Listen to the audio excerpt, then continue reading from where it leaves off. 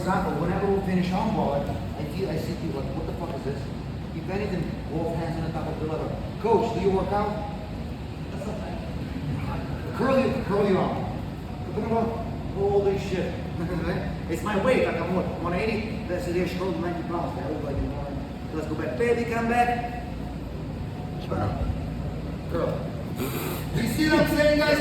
End of the lever versus the effort. So if you hear, it's wrong. Same thing on the knee bar. Like I see people finish like this. Are you hugging it? Are you about to start making out with his foot? What is this? This is, if anything, by the heel. Okay, guys?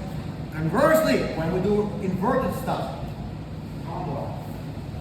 Right? Don't be here. We need to find and break. On an inverted knee bar, often like with the Koulikov, I'm super deep right here. You know what I'm saying? But then I find it, that's his ankle. Like here, the proper part of the knee. If you below or above, or like a not efficient lever, it will not work. Your most efficient lever all the way on the knee, and here, not here, or not here, here. You guys, right? So, why? Find it, there we go. Just remember, you don't have to be smart, grab the end of the lever and break everything.